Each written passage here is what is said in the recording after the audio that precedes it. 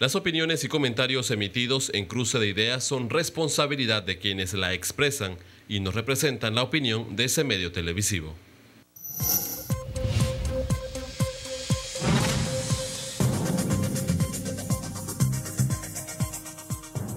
¿Qué tal, amigos televidentes? Muy buenas noches, sean todos bienvenidos una vez más a Cruce de Ideas. Les saluda Ramsés Betancourt, un gusto poder entrar hasta sus hogares. Hoy vamos a estar hablando de educación, específicamente del COPEME. Para eso se encuentra con nosotros Nivia Rosana Castrellón, quien es coordinadora general del COPEME, y también se encuentra con nosotros Humberto Montero, del sector de los gremios educadores, específicamente de la UNECEP. Un gusto poderlos tenerlos acá a ambos. Bienvenidos a Cruce de Ideas y bienvenidos a FETV. Vamos a hablar de educación, COPEME. Vamos a iniciar con usted, señora Nivia. ¿Qué es el COPEME? El COPEME es una invención netamente panameña. Y lo digo porque básicamente hemos tenido en nuestro país un montón de diálogos.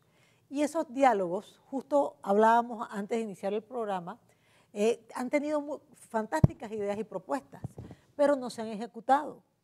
Y básicamente, cuando hicimos el Compromiso Nacional por la Educación, en el que participamos 8 sectores en la sociedad, organizaciones no gubernamentales educativas, educadores, padres de familia, estudiantes, universidades, el sector privado, representado en trabajadores y empleadores, y todos los sectores que estuvimos allí, y el MEDUCA como un actor más, que fue muy interesante también, nos dimos cuenta que de nada sirve dialogar y acordar si no hay un acompañamiento. Entonces, desde que creamos el Compromiso Nacional por la Educación, establecimos el mecanismo de monitoreo y seguimiento a los acuerdos, que son en 5 ejes: equidad, calidad, gestión administrativa, inversión y formación docente. Son 37 políticas públicas y 241 líneas de acción que logramos acordar en un proceso de diálogo fructífero y que demostró que en Panamá hay más razones de unión que de divergencias. Profesor, los gremios docentes han participado del COPEME y han puesto su grano de arena para tener este informe que usted lo tiene allá de manera física, yo lo tengo acá de manera virtual, y las personas pueden ingresar también a la página web y buscar COPEME Panamá y encontrar de qué estamos hablando. ¿Cuál es el aporte que han hecho los gremios docentes? Para nosotros es vital como sector gremialista que la dirigencia magisterial siempre se ha manifestado de que no nos gustan los diálogos, nos retiramos de las mesas del diálogo. Para nosotros este es el diálogo número 21, pero dijimos hasta aquí, porque 16 dirigentes magisteriales participaron, como dijo la coordinadora general del COPEME, la licenciada Nivia, en las 5 mesas temáticas, y también participamos en la mesa plenaria, donde llegaba toda esa información a la mesa plenaria y era consensuada por los 9 sectores. Claro que habían cosas difíciles ahí dentro de los sectores, pero lo más importante, lo más bonito de esto, que logramos consensuar todas las líneas de acción, todas las políticas públicas, que eso era lo que queríamos. Y también la licenciada Nivia tocó un tema importante. Sí, 9 sectores, pero también tenemos involucrados a la Comisión de Educación de la Asamblea de Diputados. Eso es importante que ellos estén ahí. ¿Por qué se lo digo? Porque se ha manejado mucho dentro de la Comisión de Educación que salen políticas públicas o líneas de acciones, porque ellos tienen la iniciativa legislativa, pero nosotros nos sorprendíamos porque no estábamos de acuerdo con cosas que salían que afectaban al sistema educativo y más a nuestros estudiantes, a los docentes. Y es por ello que ahora, participando en esta mesa del COPEME, del Compromiso Nacional por la Educación, del compromiso multisectorial del Consejo, es importante que ellos tengan derecho a la voz, de que ellos haya una comunicación abierta con todos los sectores y que ellos se lleven todas esas proyecciones, todo eso que nosotros estamos presentando ahí, para que no haya prácticamente situaciones que se presenten en la Asamblea de Diputados. Para nosotros, la dirigencia magisterial que tuvimos presente como un sector más, UNECEP y UNEC, vamos a defender este Compromiso Nacional por la Educación, vamos a defender la Ley 59 que creó el COPEME, porque aquí está el paliativo que puede mejorar, como lo dijo la licenciada Trabatidores, mejorar esa calidad de la educación que está esperando más de 800.000 estudiantes, más de 47.000 educadores, y por qué no los funcionarios administrativos, más de 16.000 funcionarios administrativos. Eso es lo que nosotros queremos, que nuestra educación mejore el país. Mejorar la educación en el país, pero cuando hablamos de mejorar la educación en el país, muchas veces cuando me ha tocado ir a la calle y hacer coberturas noticiosas, siempre escucho a los gremios docentes, a los padres de familia decir, sí, porque es que el colegio está en mal estado, pero no nos enfocamos en la parte académica como tal, que es donde realmente el estudiante va a tener esa formación. ¿Cómo nace COPEME? ¿Por qué el interés de crear COPEME? Bueno, yo creo que fue un momento interesante. Nos habíamos dado cuenta como sociedad que, a pesar de muchos esfuerzos, no llegábamos a un acuerdo nacional y que, francamente, lo que estaba ocurriendo no era muy alentador. Entonces, en ese momento, el presidente Varela convoca a través del PNUD un diálogo en donde participamos los sectores, pero es un diálogo muy interesante porque es totalmente horizontal. Como muy bien dijo el profesor Montero, Meduca participa como un actor más y todos los acuerdos son por consenso. Además, fue muy interesante porque en la práctica nosotros solicitamos muchísima información para poder en un momento dado entender la situación y hacer una recomendación. Hubo mucha transparencia y también nos ayudó el hecho de que se han hecho muchas pruebas que antes no existía en Panamá, ese termómetro que nos indicaba cuál era el grado de la fiebre. Sabíamos que había problemas, pero no entendíamos, por ejemplo, que en la prueba PISA salimos de penúltimos, o no entendíamos que en la prueba TERCE del Laboratorio de Calidad de la Educación de la UNESCO estábamos con problemas de rendimientos y desempeños similares a países como Honduras, Nicaragua o Guatemala, que es gravísimo, porque son países con situaciones mucho más desafiantes que nosotros. Y por el otro lado, no entendíamos las pruebas nacionales, que ahora sí las tenemos. Nosotros tenemos hoy día pruebas nacionales, pruebas censales, que nos permiten saber cómo está cada niño en un tercer grado a nivel nacional. Y eso implica también que los educadores pueden hacer intervenciones mucho más enfocadas. Entonces, como que el escenario fue propicio y tuvimos esa generosidad, todos los sectores, de dejar de lado nuestros uniformes oficiales. Yo representaba al Consejo Nacional de la Empresa Privada, eso quedó allá afuera. Los educadores fueron muy generosos también, todos fuimos muy generosos y tratamos de buscar y llegar a esa plataforma de convergencia por los mejores intereses de la niñez y juventud panameña. Ahora, ¿qué le va a garantizar al pueblo panameño, al padre de familia como tal, que todos estos puntos que están acá en la web o que, como el profesor lo tiene en físico, se vayan a cumplir y no vaya a pasar lo mismo que ha pasado en diversas conversaciones que han tenido ustedes como gremios, como docentes, como empresarios? ¿Qué le puede garantizar eso a la población panameña? Bueno, yo le voy a dar la respuesta. Involúcrese, porque si usted quiere que el frente de su casa esté limpio y usted le va a pedir al vecino que lo haga por usted, siéntese a esperar.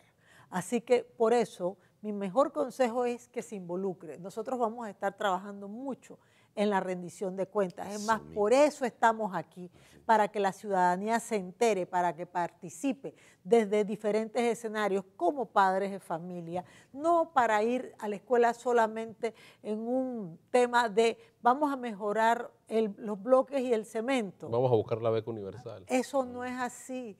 Pues, mire, aquí hay un problema gravísimo en el índice multidimensional de la pobreza de nuestra niñez y juventud. El resultado es para llorar. 450.000 niños de 0 a 17 años son pobres multidimensionales, son niños que no tienen ninguna esperanza, ni siquiera cuidados primarios, y esos son de casa. Entonces, nosotros como sociedad no podemos sentirnos contentos, ni usted puede dormir tranquilo, y yo sé que ninguno de nosotros, teniendo un edificio de tornillo, pero teniendo una educación que no se compadece con un país que se supone tiene el Producto Interno Bruto per cápita más importante de América Latina. Hay un punto que me llama mucho la atención del Compromiso Nacional por la Educación y es áreas críticas del sistema. ¿Cuáles son esas áreas críticas que ustedes han podido evaluar y han podido plasmar dentro de esto para poder mejorarlas? Mire, una de las que a mí me llamó bastante la atención como sector, y lo digo la licenciada Nivia, fue la falta de medición de todos los programas para poder ver cuáles eran los resultados y nosotros atacarlos. Ahora sí, con COPEME vamos a ver, como dijo la licenciada, esos resultados que se dieron en la prueba TERCE, ahora viene la prueba PISA, y ya con esos resultados nosotros saber cómo vamos a atacar esa situación que se dio, porque no es señalar de que el estudiante salió mal, sino cómo vamos a atacar para que mejore. Así mismo el docente, que el docente se mejore en ese compromiso de capacitarse mejor. Todos esos resultados de los programas como Panamá Bilingüe, como Jornada Extendida, como Aprender al Máximo, como Mi Escuela Primero, todo eso nosotros lo vamos a atacar, y esas eran las áreas críticas que hubieron muchos millones de dólares, pero no hemos visto los resultados. Ojalá viera la licenciada Gina, que nos puede orientar un poquito más de que el resultado o el programa que se diera un resultado fue la prueba TERCE, la prueba Crecer, que es importante, y ahora la prueba PISA. Ahí usted se da cuenta que esa área crítica, COPEME se va a encargar en acompañamiento con la autoridad del Ministerio de Educación, buscarle las estrategias, las técnicas para poder que nuestro estudiante le llegue ese conocimiento, ese aprendizaje para poder mejorar la situación y que salgan bien en la próxima prueba. Eso es lo que nosotros queremos. Hay que atacar por ahí esos programas que tuvimos deficiencia y nosotros como educadores tenemos que aceptarlo. Y yo le mando un mensaje a los compañeros educadores, tenemos que comprometernos, tenemos que cambiar esa metodología tradicional que tenemos que buscar estrategias técnicas y metodologías muy ambiciosas, porque ya nuestros estudiantes en esto nos están llevando la partida. Ahora, la tecnología realmente ella es una realidad en el mundo actual y que juega un papel fundamental en nuestras vidas constantemente. Pero ¿cómo implementar tecnología o cómo tener un sistema educativo con mayores recursos cuando al final vemos que se invierten en recursos y al final no se puede utilizar porque tal vez los profesores muchas veces no tienen esa capacitación adecuada para poder utilizar los recursos que les brinda el MEDUCA? Una de las metas que nosotros tenemos aquí es un sistema nacional de capacitación pública centrada en la cualificación de los docentes en su actualización.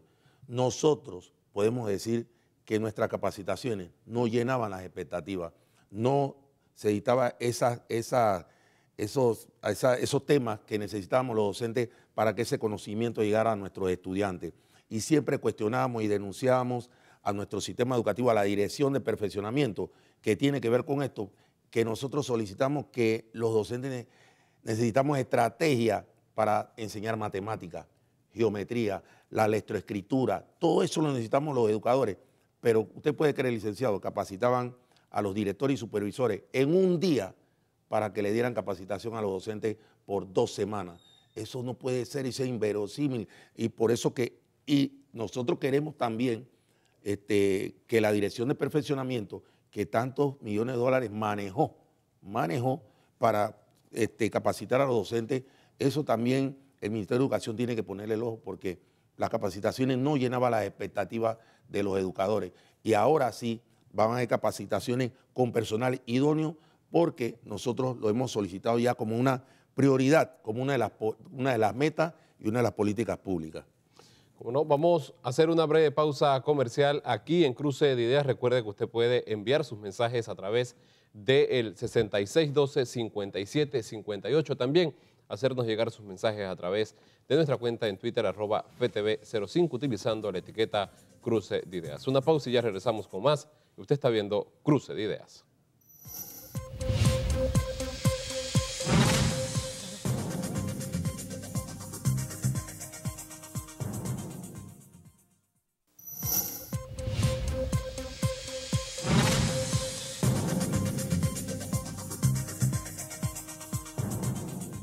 Estamos de regreso, amigos televidentes.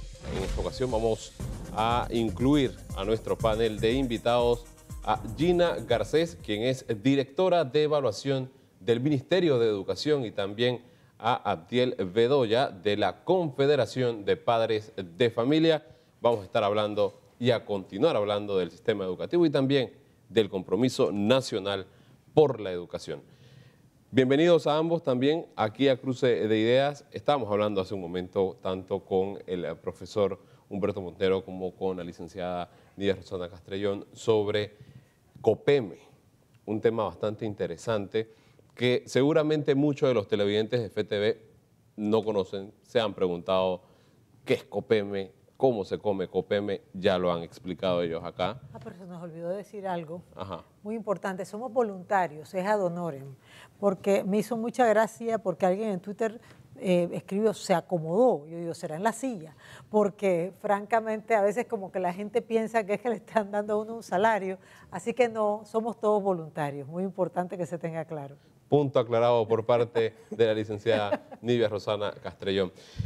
Voy a empezar con usted en este segundo bloque, licenciada Gina. El Ministerio de Educación juega un papel importante dentro del compromiso nacional por la educación, valga la redundancia en el tema de educación, pero ¿cómo lo enfocan ustedes para tratar de mejorar el sistema educativo panameño? Gracias por la oportunidad que nos da de compartir, en este caso, lo que estamos haciendo en el Compromiso Nacional por la Educación y en especial en el Ministerio de Educación. Nosotros hemos definido un plan de acción que vaya de la mano con las 5 metas. Me imagino que los compañeros te comentaron que ya definimos 5 metas importantes. En estas 5 metas importantes, el Ministerio de Educación también las adquiere y tenemos que desarrollar nuestro plan estratégico del nuevo quinquenio. Varias de las metas que establecidas dentro de del compromiso también son áreas en las cuales el Ministerio de Educación es consciente que tiene aspectos por fortalecer. Ha definido y estamos utilizando también para esto lo que son nuestras pruebas nacionales Crecer, que nos permiten tomar decisiones. Por ejemplo, saber cuáles son las áreas en las cuales el Ministerio de Educación tiene que focalizar mayor su atención, como las áreas comarcales, que también, por otra parte, qué vamos a hacer con esas áreas vulnerables, que no son las áreas comarcales, pero también tenemos esas áreas rurales o zonas rojas dentro de nuestros centros educativos. Por otra parte, otra de las metas que tenemos establecido, que es algo que hemos reiterado en muchas ocasiones, es la parte de la gestión administrativa. El Ministerio de Educación y principalmente en planta central somos conscientes que podemos tener mucho dinero, pero si no sabemos cómo gestionarlo, cómo administrarlo y garantizar que llegue en el momento oportuno, en el momento en que se necesita, no nos sirve de nada. Necesitamos como Ministerio de Educación, dentro de ese análisis que se hicieron los diferentes sectores, los 8 sectores, también focalizar la parte de gestión. Tenemos que poner como en la balanza, ir de manera coordinada, arreglando parte académica, gestión administrativa, para poder tener el éxito que queremos dentro del Ministerio de Educación. Aquí el profesor Humberto y también la licenciada Nidia han hablado de inclusión, señor Bedoya, y los padres de familia tienen que jugar un papel muy importante dentro del sistema educativo. Vigilar que los estudiantes cumplan con sus deberes al momento de estar en los colegios, también ser muy partícipes y velar por las cosas que se hacen dentro de los planteles educativos. ¿Cuál ha sido el rol de ustedes dentro del COPEME? Bueno, muy buenas tardes. El rol dentro del COPEME, nosotros hemos aportado nuestras ideas, nuestras situaciones propias del sector de padres de familia y gracias a Dios, 8 sectores, 9 con uno adicional, que estuvimos ahí sentados durante mucho tiempo tratando de dar ideas, tratando de concretar situaciones que en este momento es el Diálogo Nacional por la Educación. Esto nos ha permitido estar ahora en COPEME, que COPEME ahora está con nuestras 5 metas, planteando de cómo llegar rápidamente a resolver las situaciones que tiene el sistema educativo más que todo, para poder resolver y que llegue a los muchachos la mejor manera, la mejor capacitación que se permita tener muchachos preparados para el futuro de ellos y del país. Ahora, dentro de COPEME, ¿cuáles son los temas más importantes? Los que ustedes han dicho, hay que profundizar más sobre este tema. Bueno, nosotros hicimos una matriz que está en la página 22, que es la matriz causa-efecto. Y usted va a ver en la página 22 que de pronto pusieron que lo primero era la inversión, pero en realidad es gestión administrativa y como un gravísimo problema porque están los recursos, inversión, formación de los educadores, Esas son las causas y el efecto está en equidad y calidad. Ya lo sabemos. Entonces nosotros precisamente, y un poco se nos adelantó nuestra representante del MEDUCA ante el COPEME, la profesora Gina, cuando habló de las 5 metas. Ya nosotros hemos hecho un gran aporte a la transición y es que básicamente la transición entre la administración anterior y la actual ha sido imperceptible y nosotros consideramos que el hecho que se haya escogido dentro de las filas del COPEME, porque era una de las representantes del Ministerio de Educación, a la actual ministra que estuvo en todo el proceso de lograr los acuerdos, nos ayuda a cortar camino, porque se dice que la curva de aprendizaje de un ministro dura 2 años de una nueva administración y nosotros no nos podemos dar el lujo de esperar 2 años. Entonces, habiendo dicho eso, también nosotros establecimos 5 prioridades para la actual administración y es importante que se sepan que se basan en un concepto fundamental. Primero, que la inversión en educación es un derecho público que el Estado tiene que honrar. Partimos de esa premisa.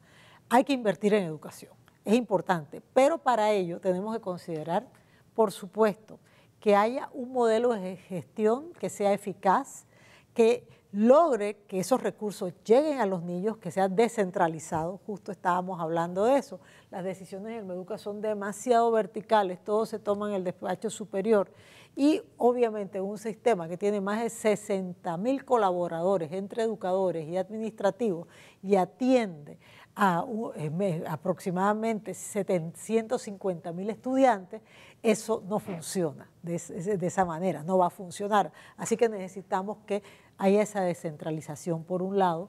Por el otro lado, muy bien lo mencionó el profesor, una capacitación, él lo dijo muy bien, para la cualificación del educador, que sea pertinente, que le dé herramientas para que pueda hacer un mejor trabajo, porque muy bien hoy decía la profesora Gina que solamente un 1.4% de nuevos educadores están ingresando al sistema.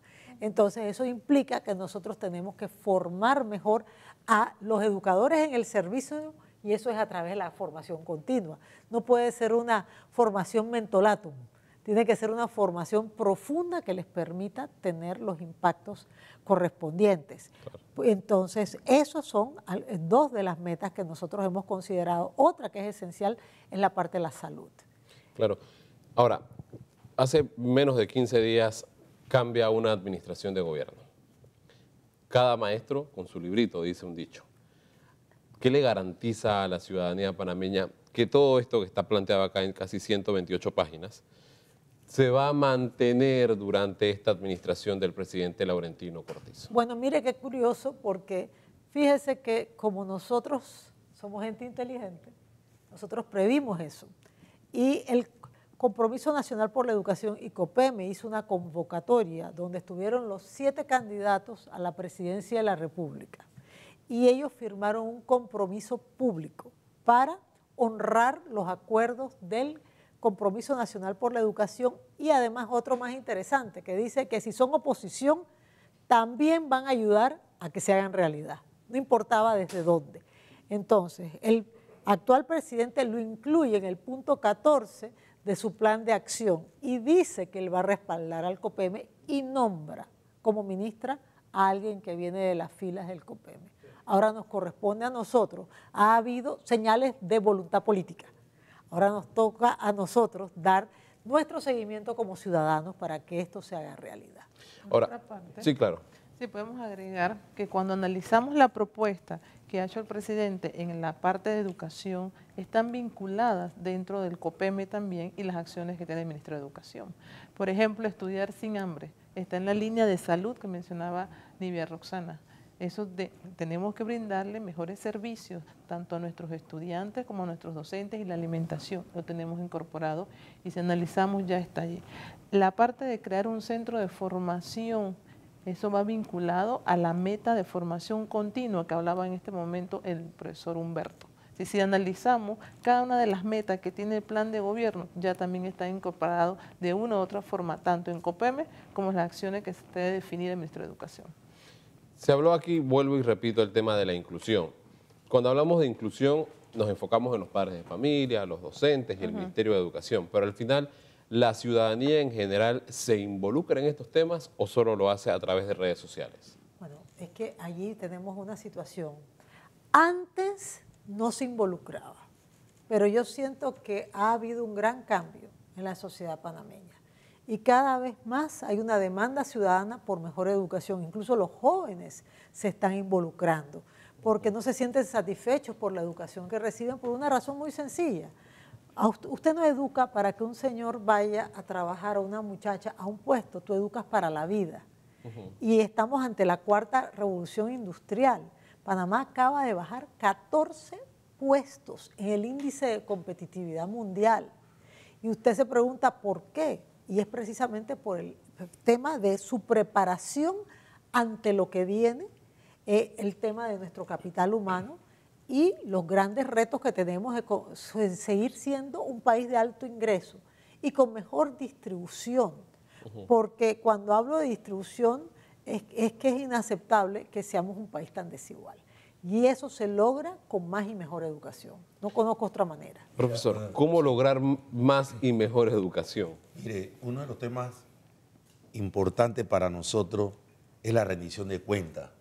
Y eso lo estamos haciendo en todos los medios de comunicación que podamos, porque nuestra ley, en uno de sus acápites, uno de sus artículos, lo dice claramente que COPEME debe dar rendición de cuentas a la ciudadanía. Y ahí usted va a ver que la ciudadanía se va a involucrar, no solamente por parte de los medios que ustedes nos van a apoyar, sino que nosotros vamos a ir al terreno, nosotros no vamos a estar refrigerados solamente, vamos a ir a las regiones educativas, a reunirnos con todos los sectores para informarles qué es COPEME.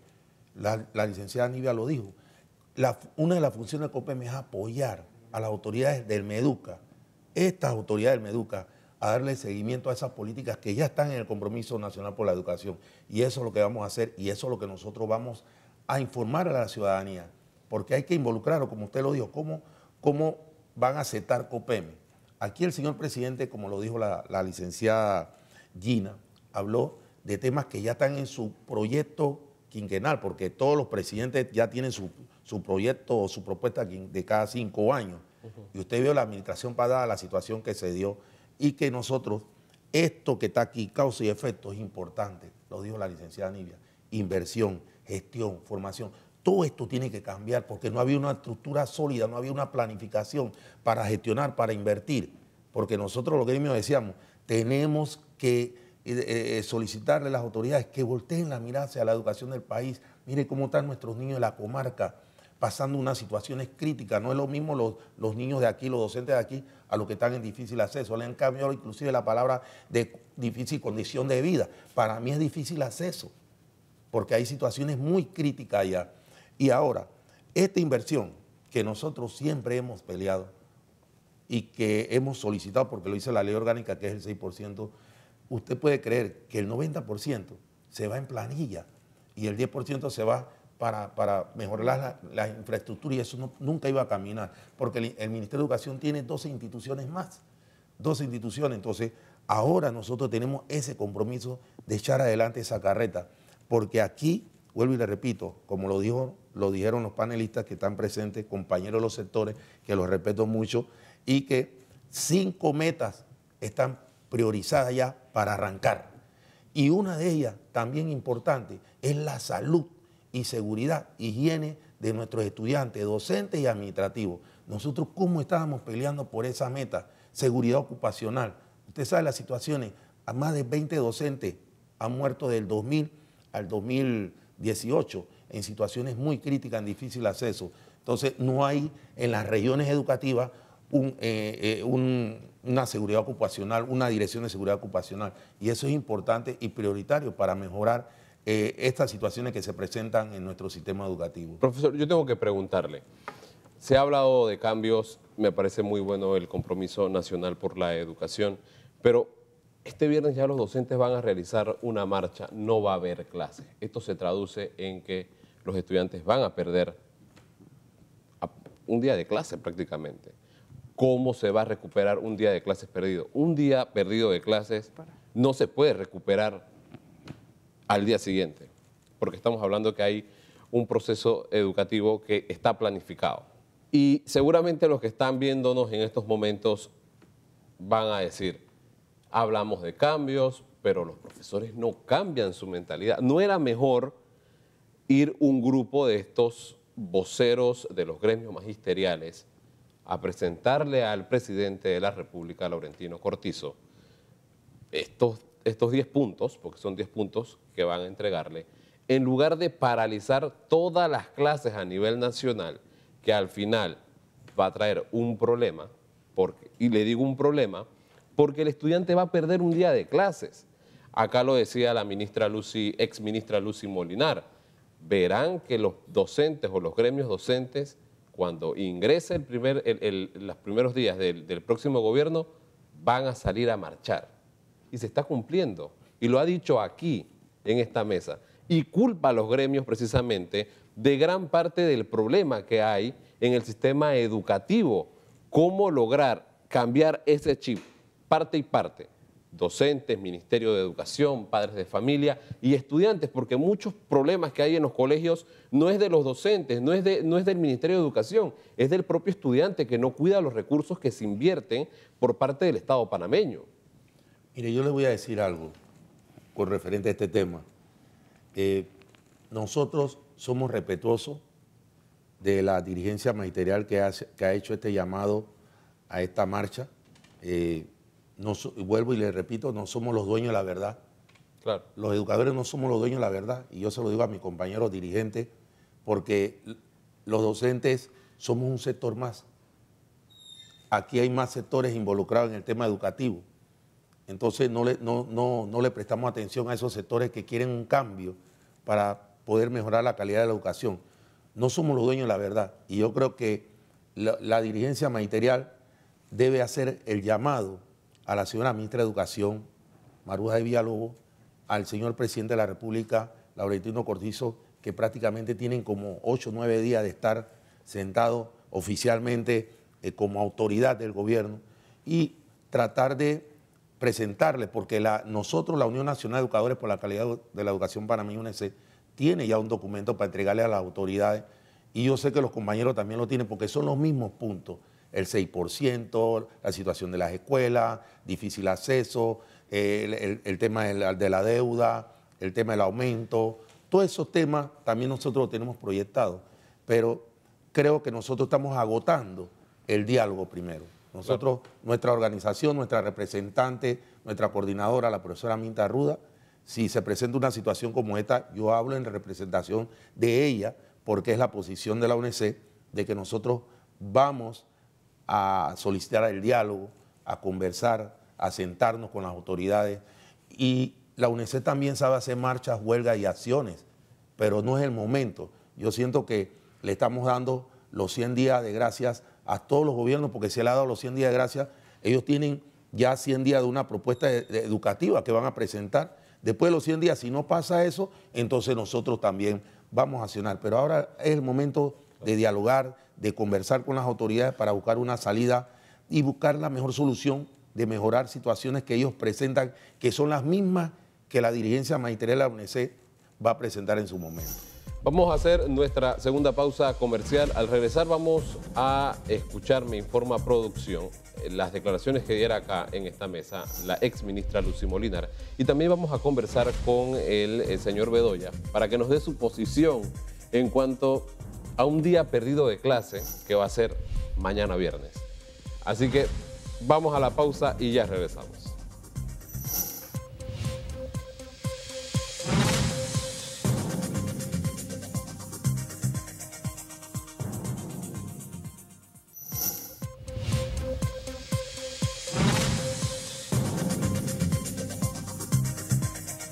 Estamos de regreso, amigos televidentes, con Cruce de Ideas. Estamos hablando sobre el sistema educativo, específicamente del Compromiso Nacional por la Educación.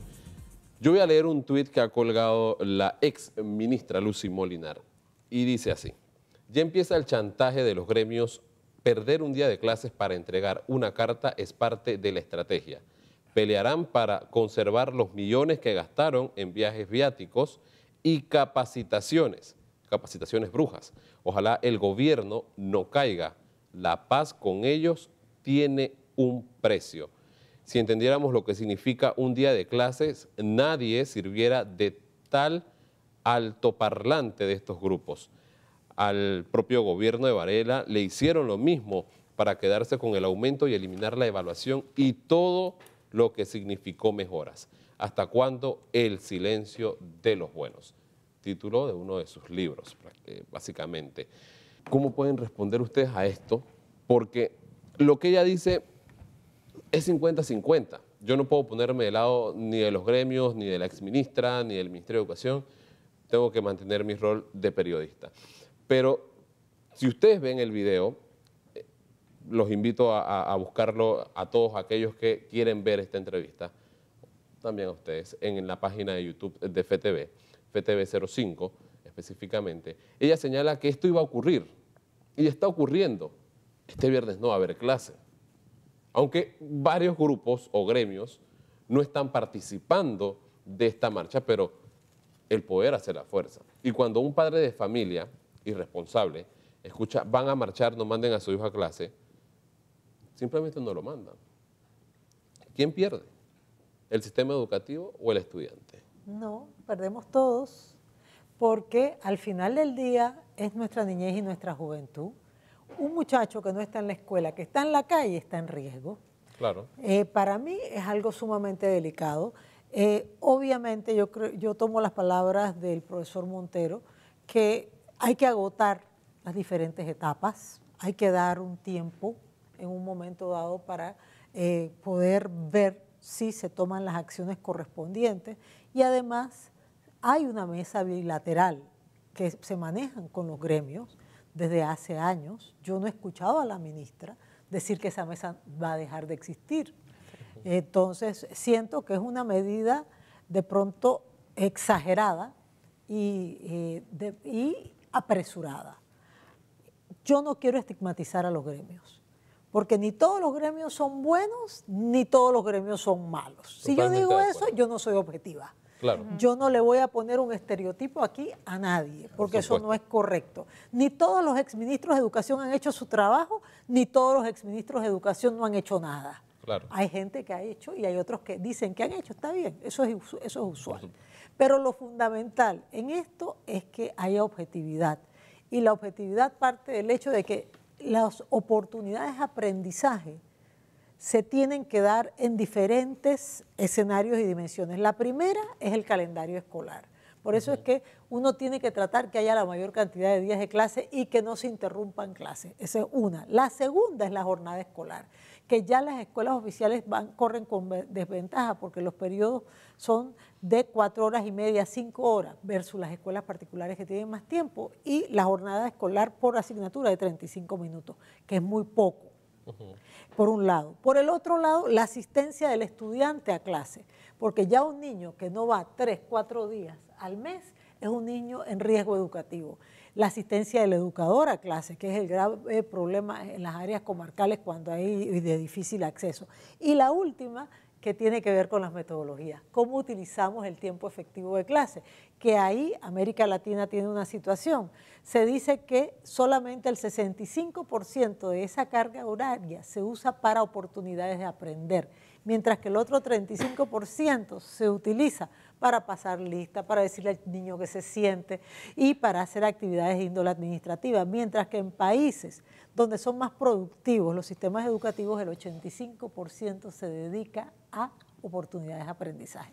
Entonces pensemos en los niños panameños, pensemos en que nosotros no podemos quitarles las oportunidades de aprendizaje.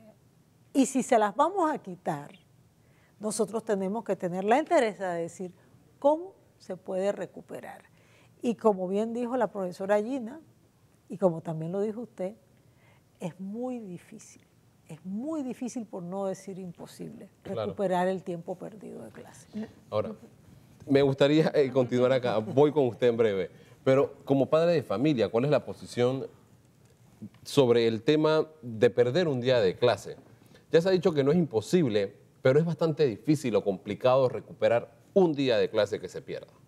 Bueno, siempre como padres de familia hemos estado opuestos a esta posición de los gremios de perder horas de clase.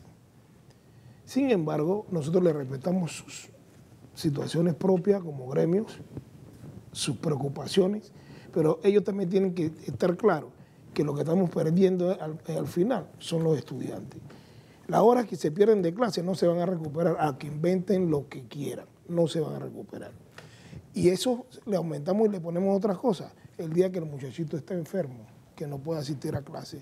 El día que el docente se enferma, que no puede asistir a clase.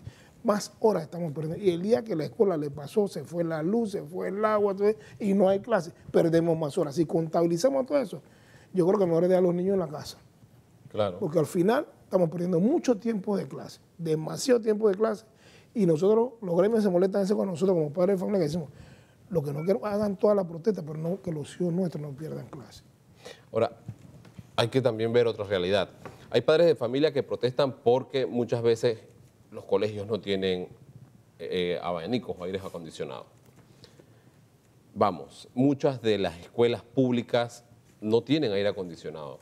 Y cuando vamos a la casa de estas personas, no es que tengan un aire céntrico en toda su residencia. Hay que pasarla con calor.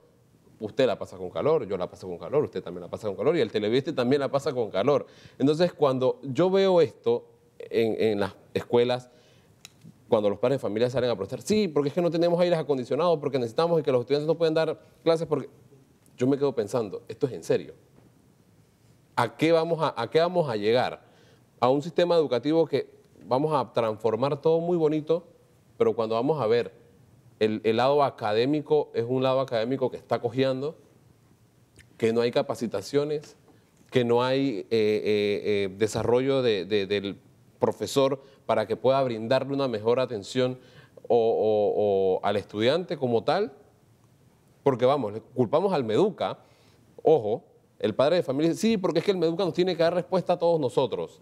Y el director dice, no, es que yo no tengo los fondos suficientes porque el Meduca no me los da. Entonces vemos que nos estamos echando a un lado básicamente el lado académico, pero nos enfocamos más, y formativo, y nos enfocamos más en el lado estructural. ¿Cómo hacer para cambiar el chip del padre de familia, del docente y tal vez también del director?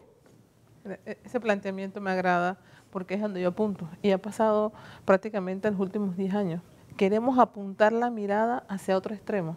Queremos apuntar la mirada hacia las paredes, queremos apuntar la mirada hacia la parte, nos queremos enfocar mucho a la parte externa del centro educativo, sin olvidar que es en el aula de clase, que hasta los docentes que están en el edificio del acceso, que a veces no hay ni un aula de clase, sus estudiantes aprenden a leer, aprenden a escribir.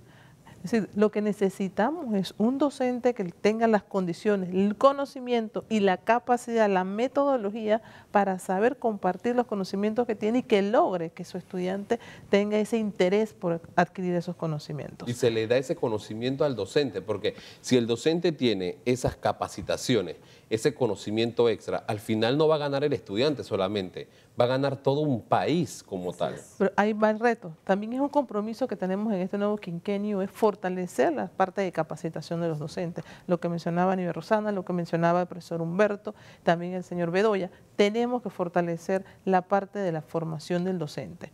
En la mañana yo mencionaba un escenario, la mayoría de los docentes que vamos a tener los próximos 20 a 30 años en el sistema ya están permanentes.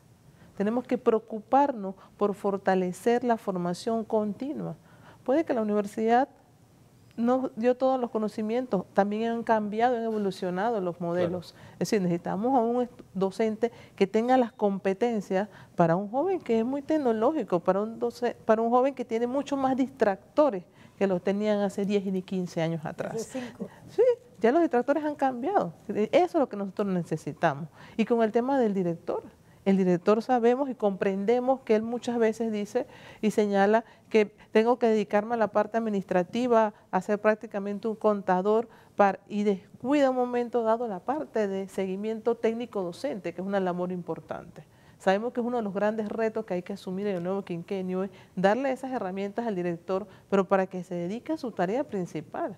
El director es el primer supervisor del centro educativo. Es el director que tiene que garantizar que yo como docente hice una planificación y que esa planificación no es para que yo la deje muy bonita en mi cuaderno, es para que yo la desarrolle en el aula de clase. Y esa planificación tiene que ir de acuerdo a los objetivos que tenemos establecidos, que mi estudiante en un primer trimestre logre los conocimientos básicos de cómo se debe hacer la adición sin dificultad o con dificultad, en qué momento oportuno yo tengo que dar esa clase. Claro. Entonces, eso es lo que nosotros apegamos, que el director tenemos que darle las herramientas para que él haga su gestión administrativa, pero sin obviar su principal labor, que es la de supervisar la labor académica del docente. Mire, en el punto de la huelga, ese punto, yo realmente me gustó el planteamiento que hizo el profesor Humberto, porque sí, solamente va a tener 10 días el día viernes.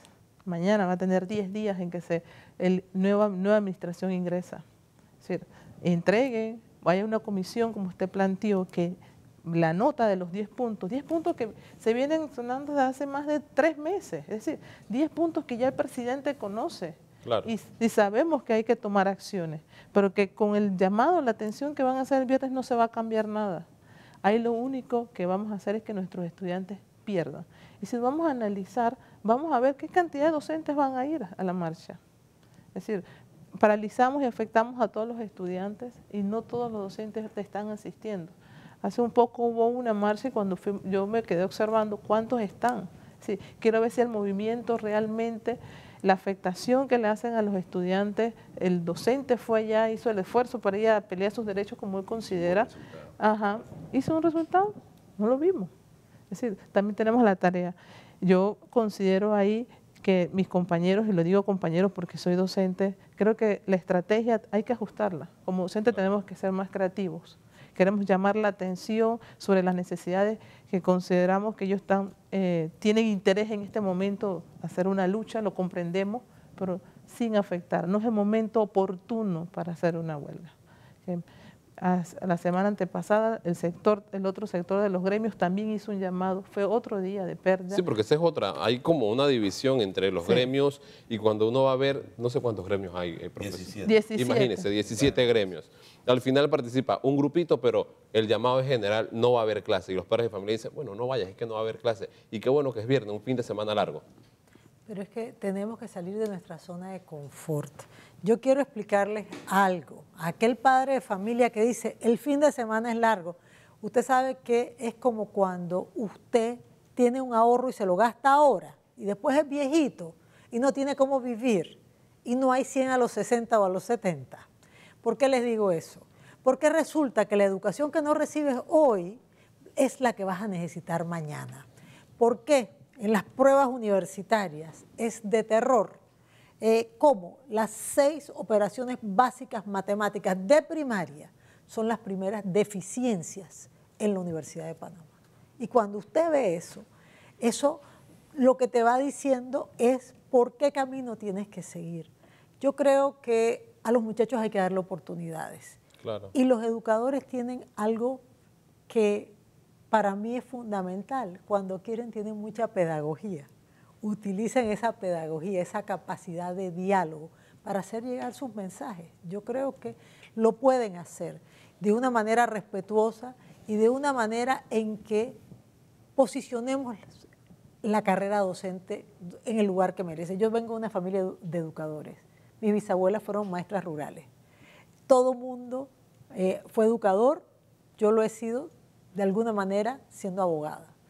Pero yo creo que la sociedad tiene que lograr poner al docente donde debe estar, pero empieza con el docente dándose su lugar.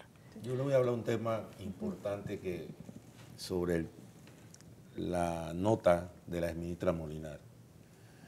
Nosotros nunca hemos tenido secuestrado el sistema educativo, porque cuando nos sentamos con las administraciones, le presentamos la propuesta y todas las administraciones que han pasado la han engavetado, nuestras propuestas, nuestros proyectos.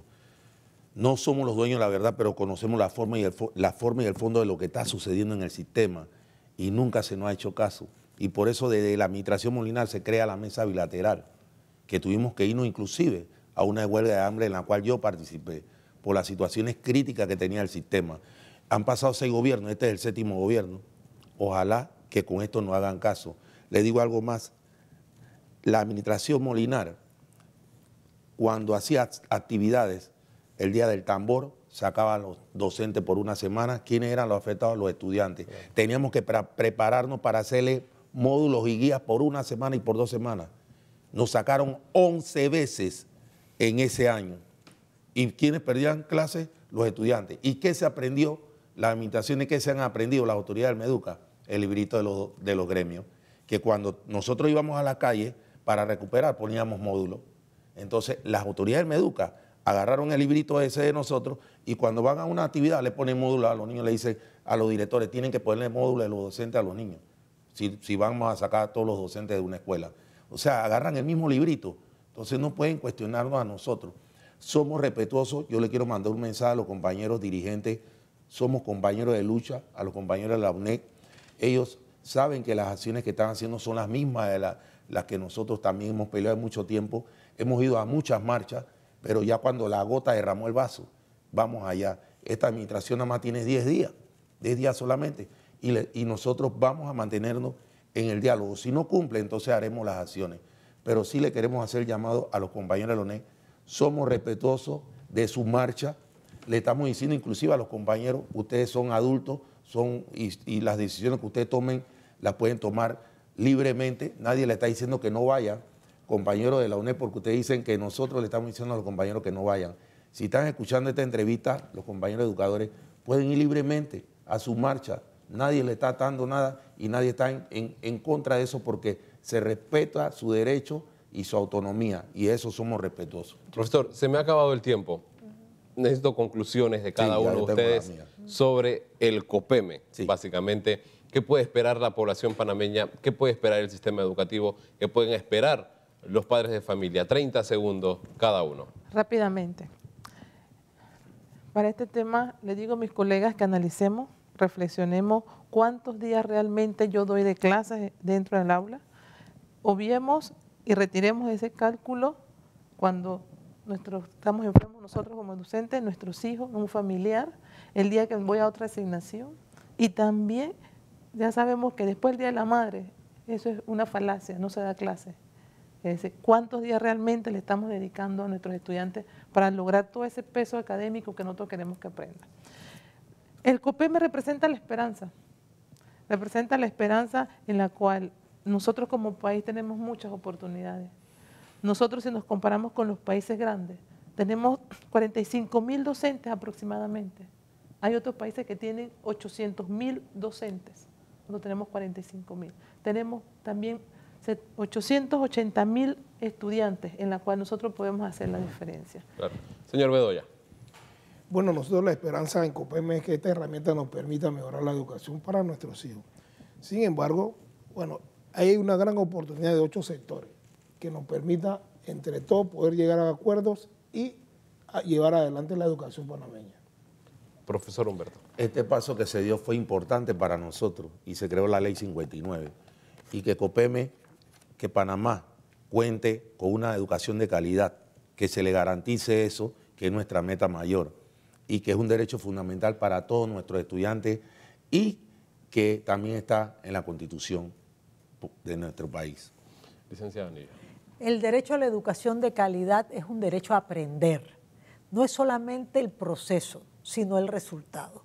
Nosotros somos veedores que en realidad eso ocurra. Por eso estamos en el COPEME. Somos veedores de diferentes sectores enfocados en un solo objetivo, que Panamá cuente con un sistema educativo de calidad que sea asequible a todos los niños y jóvenes y respectivamente de dónde hayan nacido, ni cuál sea su origen, porque para nosotros lo fundamental es que la democracia empiece por la escuela, que la escuela no sea una sentencia condenatoria, sino muy por el contrario, sea un espacio de esperanza. Así hemos llegado a la parte final de Cruce de Ideas. Le agradecemos a todos por su fiel sintonía. Gracias también por permitirnos ingresar hasta sus hogares. Será hasta la próxima.